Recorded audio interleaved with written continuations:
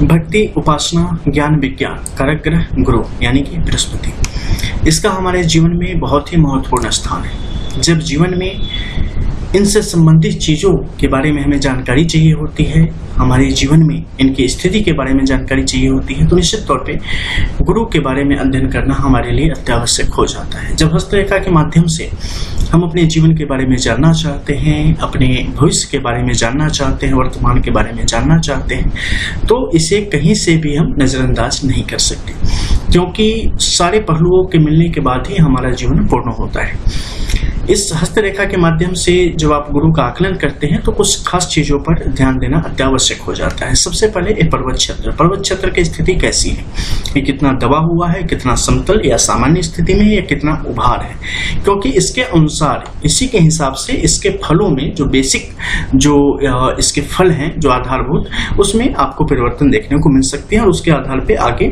जीवन आपका निर्भर हो सकता है। इसके अलावा इस पर कई सारी रेखाएं होती हैं, जिसमें इनर लाइंस होती हैं, छोटी छोटी जो नलिका रेखाएं होती है वो यहाँ पर होती है। इसके अलावा यहाँ पर आपको टेम्पररी लाइंस यानी कि और स्थायी लकीरें और परमानेंट लाइंस यानी कि अस्थायी लकीरें भी यहाँ पर पाई जाती है, यानी कि दोनों तरीके की लकीरें यहाँ पर आपको दिखेगी उभरी हुई। तो इन तीनों स्थिति में ये किस प्रकार से आपके जीवन को प्रभावित करता है, साथ ही अगर यहाँ पर कुछ सिंबल बन रहे हो, यानी कि आपस में जो टेम्पररी या परमानेंट लाइन है वो सब मिलकर किसी सिंबल का निर्माण कर रही हो, तो ये किस तरीके से आपके जीवन में इसका फायदा या नुकसान है, इसके संबंध में भी आपको जानना चाहिए। तो कुछ बेसिक पहले यहाँ का बता देते हैं, उसके बाद आपको इस हथेली से संबंधित कुछ चीजों पर हम टिप्पणी करेंगे, विश्लेषण करेंगे, जिसके बारे में आप समझ के अपने ज्ञान में वृद्धि कर पाएंगे। अब देखो यहाँ पर जो स्थिति बन पड़ी है, जैसे कि जब भी अगर गुरु की स्थिति बिल्कुल ढलवा हो, यानी कि अंदर की तरफ दबा हुआ हो, तो निश्चित तौर पे वहां पर गुरु का जो पूर्ण फल है वो जातक के जीवन में नहीं आ पाता और जातक के लिए एक संघर्ष की स्थिति हमेशा बनी रहती है, जो जिसके कारक ग्रह है उस क्षेत्र में। इसके अलावा जब सामान्य स्थिति होती है तो व्यक्ति कर्म आधारित जीवन जीता है। अगर वो चीजों के प्रति मेहनत करेगा, चीजों को करने की कोशिश करेगा, तो उसे वहां पर प्राप्त होने की स्थिति आती चली जाती है। वहीं अगर एक उभार पर हो सामान्य गति में, तो वैसी स्थिति में आप स्वतः उसकी तरफ तेजी से आकृष्ट होंगे और उन चीजों की तरफ आप बढ़ेंगे। लेकिन कई बार बहुत ही मतलब एक शुद्ध का अंतर होता है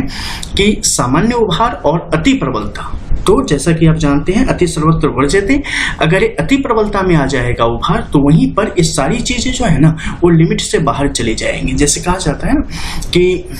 वो छलक जाएगा, और जब छलकेगा तो वहां पर जैसे कि स्वाभिमान के बदले अभिमान आ जाएगा,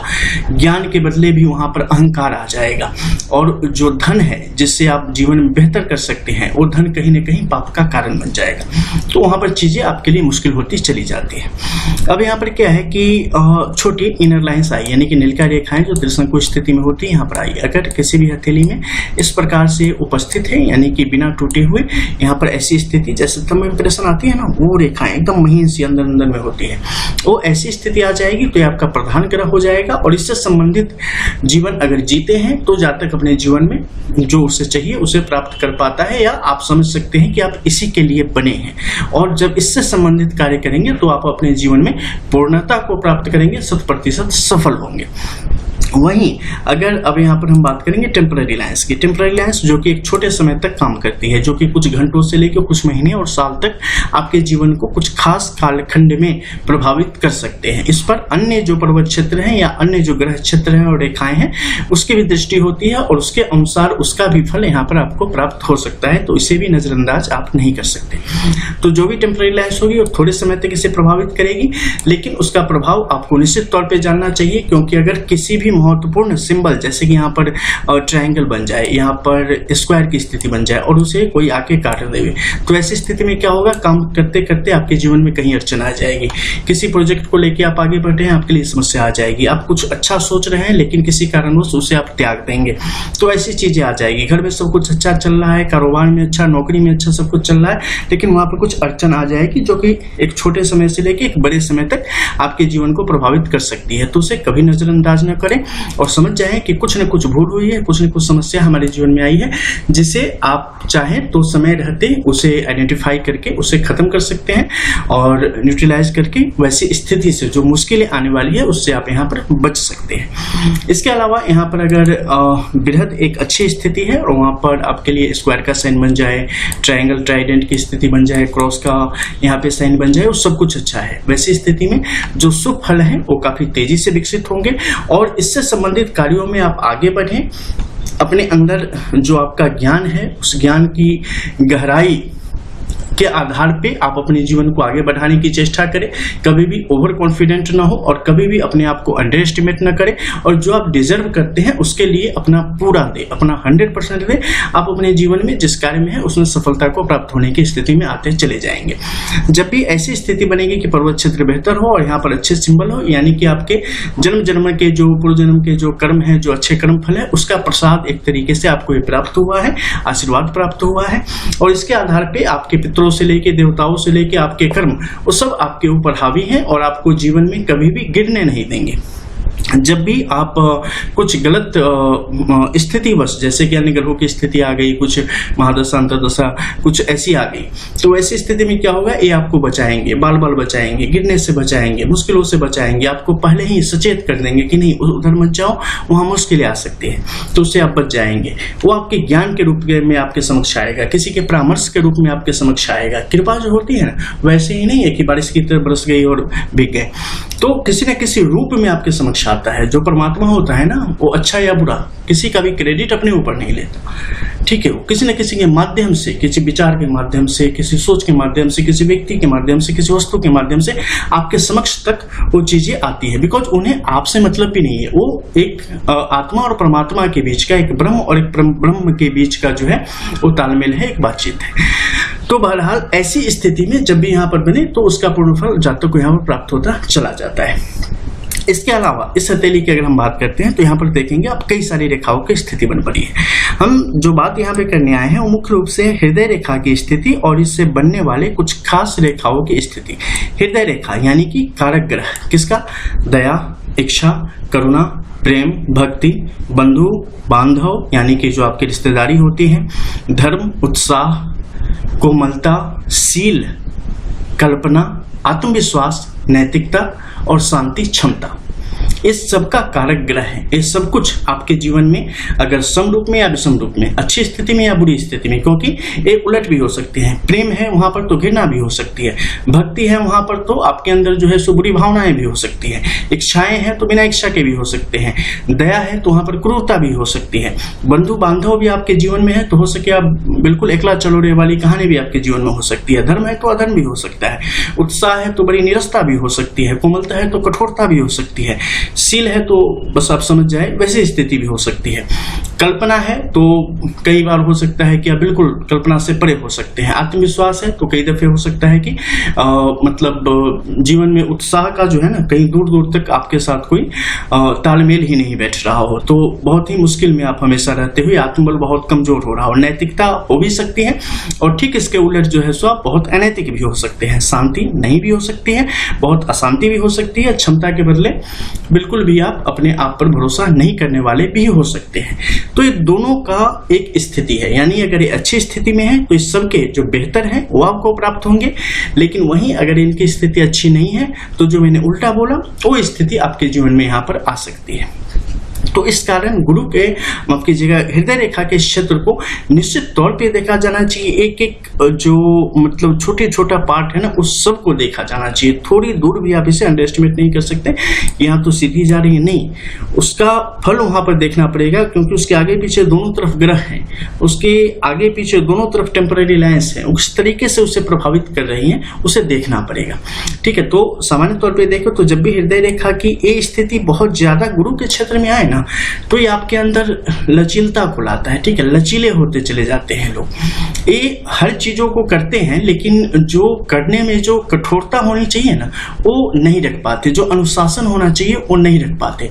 क्योंकि इनके पास अगर आता है तो बड़ी तेजी से बहुत ज्यादा समृद्धि के योग हमेशा बने रहते हैं, ठीक है, लेकिन वो उन चीजों को जिस तरीके से सजा के सहेज के आगे बढ़ाना चाहिए उस तरीके से वो बढ़ा नहीं पाते और अपना पूर्ण उपयोग वहां पर नहीं कर पाते। तो जब भी ऐसी स्थिति आए, जातक को अपने जीवन में निश्चित तौर पे काफी ज्यादा अनुशासन लाना चाहिए, काफी ज्यादा गंभीरता लानी चाहिए और चंचलता से, चपलता से, वाचलता से, इन चीजों से जातक को यहाँ पर निश्चित तौर पे बचना चाहिए। और भक्ति के प्रति, स्पिरिचुअलिटी उनके अंदर यानी कि आध्यात्मिकता उनके अंदर काफी तीव्र गति से बढ़नी चाहिए और अध्यात्म के प्रति इनकी रुचि जो है सो हमेशा बढ़ती ही रहनी चाहिए, तो जातक के लिए अच्छा होता है। ऐसे जातक दूसरों की इच्छाओं की पूर्ति में अपना दमखम न लगाएं तो ज्यादा अच्छा है और जो सही है बस उतना ही करने की आवश्यकता है। फिजूल खर्ची से हमेशा बचे, बहुत ज्यादा बोलने से हमेशा बचे और अपने जीवन में जहां तक हो सके दान पुण्य वगैरह के काम निश्चित तौर पे बहुत तीव्र गति से और ज्यादा से ज्यादा करें, लेकिन हमेशा अपनी वर्तमान हैसियत देख के जब जिस समय जैसा रहे उस हिसाब से निश्चित तौर पे हमेशा करते रहे। इसके अलावा ऐसे लोगों को कभी भी भावुकता को अपने अंदर ज्यादा जगह नहीं देनी चाहिए, क्योंकि भावुकता कई बार आपको ले डूबती है, तो इससे बाहर निकल के रहें, कठोर फैसले लेने से कभी बचे नहीं।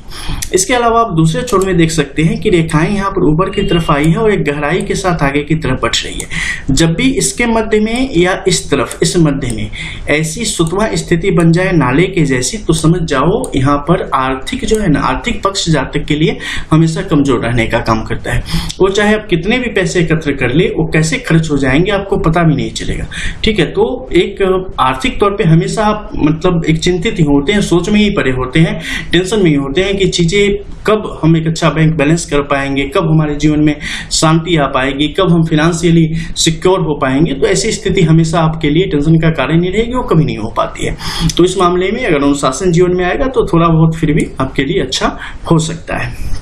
इसके अलावा हृदय रेखा की यहाँ की स्थिति को निश्चित तौर पे देखिए। यहाँ पर जैसे कि आप देख पा रहे हैं, रेखाएं एक दूसरे को काट काट के आगे की तरफ बढ़ रही है, एकल रेखा के रूप में बिल्कुल भी आगे नहीं बढ़ी है। छोटे छोटे यव रेखाएं यानी कि आपस में बीच में गैप गैप करके आगे की तरफ बढ़ रही है। जब भी ऐसी स्थिति आएगी, जिनका भी एक कारक ग्रह है उनसे संबंधित जीवन में समस्याएं आपके निश्चित तौर पर पनपेगी। खासकर अगर हम देखें तो वैवाहिक संबंध में भी जो है विभिन्न प्रकार की समस्याएं यहाँ पर रोजमर्रा के जीवन में आने की स्थिति बन जाती हैं। इच्छाएं आपके मतलब बेचैनी का कारण यहाँ पर बन सकती है। अपनों के साथ जो आप करेंगे वहां से उस तरीके से आपको नहीं मिलेगा। आप कहीं दया दिखाएंगे लेकिन सामने से आप उपहास के कारण बनेंगे।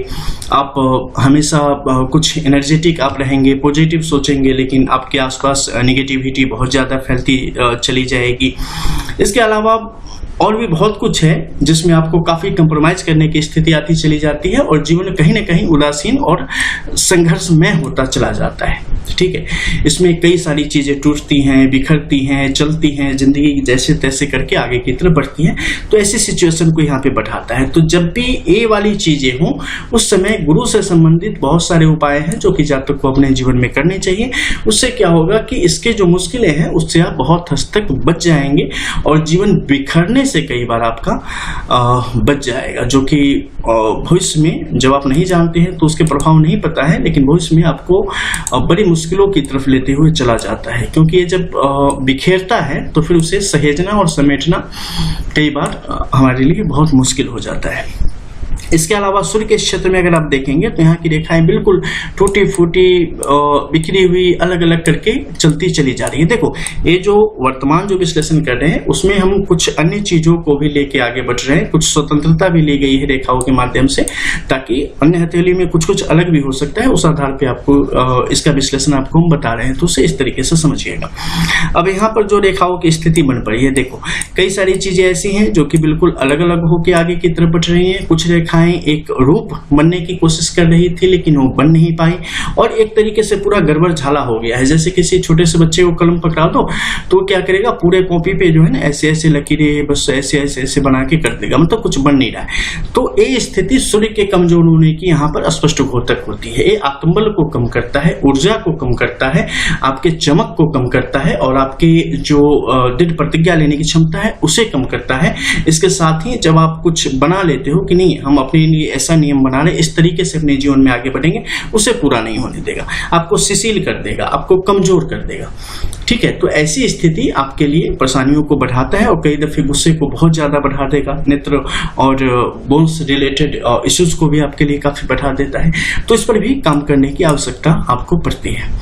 तो इस वीडियो में इतना ही, फिर मिलेंगे कुछ और नई चीजों के साथ। तब तक के लिए जय जय श्री राधे। रियल एस्ट्रो रंग एस्ट्रो।